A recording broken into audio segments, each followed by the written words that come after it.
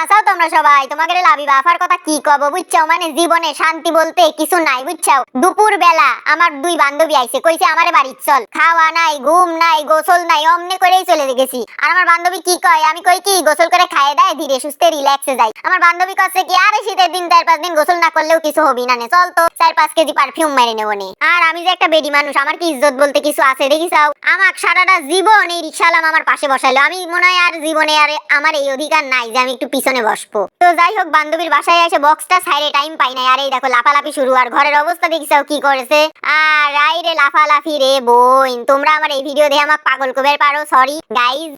Sorry কি আর বলবো এই যে তারপরে আমি একটা কালো টপের সাথে গোলাপি কালার শাড়ি পরেছি দেখি যাও কি ছাপরি লাগতেছে আর সময় আমার শাড়ি ব্লাউজ সব কিছু এই বাসায় পরে থাকে আর আজকে নাকি ও যায় কোণে রেখে আইছে আর আজকে তোমাকে দেখাবো আমার ভবিষ্যৎ বুঝছো আর আমি বিয়ের পরে কোণে থাকবো সেটাও তোমাকে দেখাবো তো সবার আগে আমি তোমাকে দেখাই আমার ভবিষ্যৎ বুঝছো তো এই যে রুমটা দেখতে পাচ্ছো এটা হচ্ছে আমার ভবিষ্যৎ মানে হচ্ছে এই রুমের মতো অন্ধকার আর আমি একটু ফুসি পাড়ে দেখতেছি কেউ কিছু করতেছে নাকি ভিতরে তো যাই হোক কেউ কিছু করতেছে না ভিতরে তো তোমাকে দেখাই আমি বিয়ের পরে কোনখানে থাকবো বুঝছো মানে তোমাকে লাভি বাফার যে পড়ালেখার অবস্থা এর মানে তো বুঝতেই পারতেছাও যে আমার বিয়ে শাদী হলি পারি আমি কোনখানে থাকবো আর এইটা হচ্ছে সেই ইন্টারেস্টিং একটা জানালা কত কোন জানালা কারণ ওই যে একটা কথাই আছে না সংসারে অভাব থাকলে ভালোবাসা জানালা দিয়ে পলায় এইটা হচ্ছে সেই জানালা যেই জানালা দিয়ে আমাকে ভালোবাসা পলা যাবে ব্যাপারটা কিন্তু সেই মজার বুঝছো মানে বিয়ে করার আগেই বুঝে গেছি যে আমার ভালোবাসা জানালা দিয়ে পলা যাবে আর তারপরে তোমাকে একখান বাচ্চা দেখাই এই দেখো এটা হইলে কুটু বাচ্চা রে কি সুন্দর একটা কুটু বাচ্চা দেখিছাও আর এখানে আমি কি করছিলাম জানো তোমরা এরকম বিলাইয়ের বাচ্চা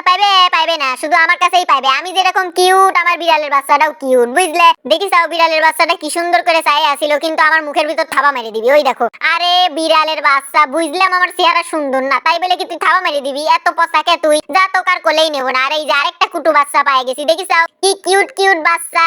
ওরে বাবা রে বাসায় নিয়ে যাব আর আমি এমন একটা মানুষ কি আর কব সারাদিন খাওয়া নাই ঘুম নাই গোসল নাই বান্ধবীর বাসায় আইসে মজা মারতেছি সিল মারতেছি বুঝলে মানে আমাকে আনন্দ করার জন্য কোনো অকেশন লাগে না যখন মন চায় তখনই আমাকে ঈদ তখনই আমাকে বিয়ে লেগে যায় বুঝলে মানে বক্সে গান বাজলেই আমাকে বিয়ে লেগে যায় আর তোমারে লাভি বাফা আগে ছিল আধা পাগল বুঝলে কিন্তু এখন প্রেমে পড়ে এখন পুরাই পাগল হয়ে গেছে দেখো না কাপেল ডান্স করতেছি বুঝলে মানে কি আর কব যেই সাওয়ালের প্রেমে পড়েছি সেই সাওয়াল তো আমার ভিডিও দেখলি পারে আমাকে শেখা দিয়ে দিবিনি আর আমরা খাটের উপর উঠে কি গানে নাচতেছি জানো কার দে মুশকিল জিনা ইশকু কামিনা ইশকুমিনা আর আমার শাড়িটারি খুলে দিচ্ছিল আমার ইজ্জত মেরে দিচ্ছিল তো যাই হোক আমরা দুইজন হচ্ছে বসেছিলাম আমরা দুই বান্ধবী আর আমার এই সুন্দর বান্ধবী এত জোস একটা চা এনেছে এই প্রথম মনে হয় আমার বান্ধবী একটা জোস চা বানাইছে বুঝছো যদিও একটু মিষ্টি বেশি কোনো ব্যাপার না আর মগ ভরে কি চা খায় ভাই আমি তো মাত্র অল্প একটু চা খাই ও একবারে মগ ভরে চা আনেছে তারপরে আমরা মেলা মজা টজা করলাম বুঝছো তারপরে আমরা খাইবার বইছি বুঝলে খাইবার বসেও একটা ঘটনা ঘটেছে সেটা হচ্ছে আমার মা ফোন দিছে আমি তো মনে করেছি যে আমার মা ফোন দিছে আমার তো আর কলজায় পানি নাই আমার মা আমাক কবি জানুয়ারের বাচ্চা এত রাতে তুই মানুষের বাসায় কি করিস ওরে খোদা উল্টা আমার মা আমাক কচ্ছে লাবণ্য আজকে আর আশা লাগবি না রাত হয়ে গেছে বান্ধবীর বাসায় ঘুমা আমি কই না আম্মু তোমাকে ছাড়া আমি থাকতে পারবো না আমি আসতেছি তো যাই হোক আমি বাসায় চলে আসলাম বাসায় এসে দেখি ঘাড় ব্যথা পা ব্যথা কি আর কব তো যাই হোক সবাই ভালো থাকো আর ফলো না দিয়ে কোনে যাচ্ছ ফলো দাও তো যাই হোক।